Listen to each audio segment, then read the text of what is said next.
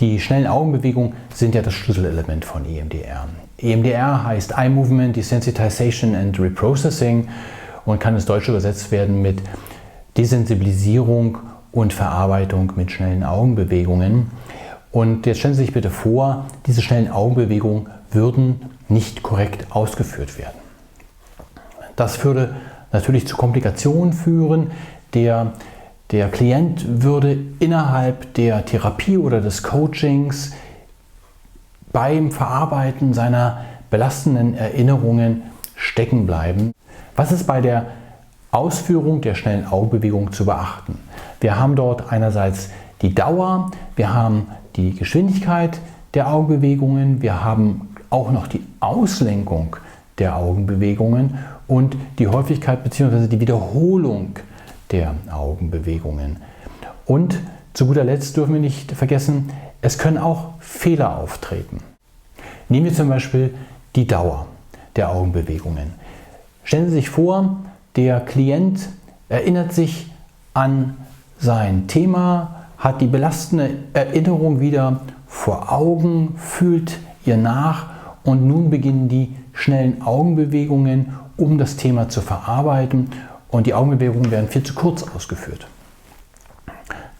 Dann bleibt der Klient in diesem Thema hängen mit dem schlechten Gefühl, mit dem belastenden Gefühl, was er gerade hat. Das Gleiche passiert, wenn die Geschwindigkeit zu gering ist. Augenbewegungen im EMDR-Prozess sollen schnell und flüssig ausgeführt werden. Und wenn diese Augenbewegungen zu langsam sind, kann auch das zu einem Stocken des EMDR-Prozesses führen. Die Auslenkung der Augenbewegung markiert die äußeren Punkte, zu denen die Augen abwechselnd nach links und nach rechts geführt werden. Und wenn diese zu eng gefasst sind, kann man nicht wirklich von Augenbewegung reden. Sie müssen schon weit genug auseinander liegen, damit ein spürbarer Effekt der schnellen Augenbewegung einsetzen kann. Ein häufiger Fehler des Klienten bei der Ausführung der schnellen Augenbewegung ist unter anderem, den Kopf zu bewegen. Und das darf natürlich nicht sein, denn wenn der Kopf bewegt wird, um dem Stimulus zu folgen, werden die Augenbewegungen selbst abgeschwächt und das führt wiederum dazu, dass die Verarbeitung möglicherweise gestört wird. Also muss der Therapeut oder der Coach darauf achten, dass der Kopf wirklich ruhig gehalten wird. In der Therapie oder im Coaching winkt der Therapeut oder der Coach mit dem Finger vor den Augen des Klienten. Und das ist natürlich sehr, sehr vorteilhaft, weil er kann die Augenbewegungen dann sehr genau steuern. Gleichzeitig kann er sehen, ob der Klient mit seinen Augen folgen kann. Dieser externe Impuls, der von den Handbewegungen des Therapeuten oder des Coaches ausgeht, ist sehr, sehr wichtig. Denn ohne diesen externen Stimulus würde der Klient keine korrekten Augenbewegungen hinsichtlich Dauer, Geschwindigkeit oder Auslenkung ausführen können. Einen guten Hinweis, wie schwierig Augenbewegungen auszuführen sind, bietet die EMDR-Ausbildung.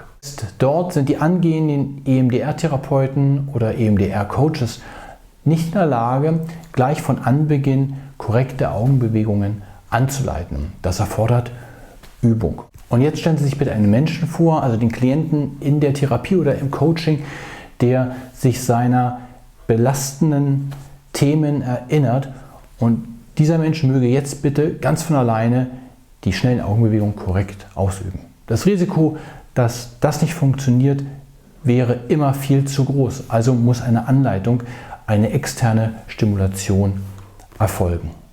Noch herausfordernder wird es natürlich dann im Selbstcoaching mit EMDR. Als ich die Methode für das Selbstcoaching entwickelte, wurde relativ schnell klar, das kann nicht ohne einen externen Stimulus gehen. Aber wer soll denn winken? Ein Coach ist nicht vorhanden beim EMDR Selbstcoaching und deshalb wurde die EMDR-Brille Remston 3000 entwickelt. Der Selbstanwender setzt diese Brille dann beim Selbstcoaching einfach auf und drückt auf den Startknopf. Und es ist sichergestellt, dass die schnellen Augenbewegungen korrekt durchgeführt werden, wenn ihr dann dem Impuls der Brille folgt.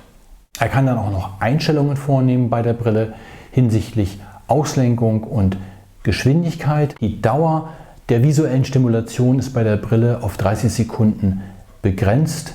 Der Selbstanwender kann aber eine neue Stimulation sofort danach mit einem weiteren Knopfdruck starten, um also genügend Wiederholungen durchführen zu können, damit also auch eine Verarbeitung des Themas sichergestellt ist.